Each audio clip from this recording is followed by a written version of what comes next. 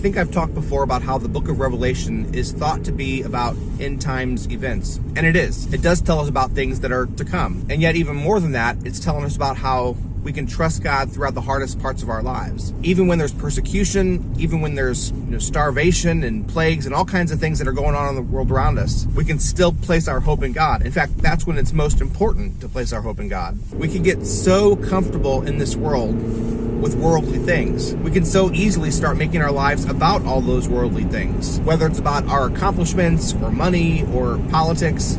I mean, politics is a big one. And not to say some of these things don't matter. Of course they do. And yet that's not what life ultimately is about. Ultimately, life is about learning to trust God no matter what's going on around us. That's what the book of Revelation is all about. So in the opening chapters of Revelation, we read these 7 letters to 7 churches. And these were real, actual churches that existed when the book of Revelation was written. And I think all of the letters end with a very similar ending. It says, to the one who conquers, and then it lists some kind of blessing that God's going to give to the one who conquers. But the thing is, there's only one who conquers, and that's Jesus Christ himself. Even the opening chapters of Revelation is clear about this. He is the Alpha and the Omega, the beginning and the end. He is the one who's worthy to open the scroll. And so often we think that we're the ones who need to be strong, we're the ones who need to be faithful, and that's true, of course, to an extent. But the Bible is clear that we're only faithful, we only conquer to the extent that we rest in what Jesus did for us. Jesus came and lived the perfect life that we fail to live, and then he died on the cross for our sins. And when we trust in him, when we rest in his sacrifice for us, that's when we ourselves conquer,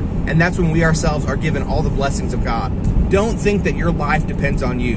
Trust in God, put your hope in him, and see how he is faithful. God bless you. We'll see you again tomorrow.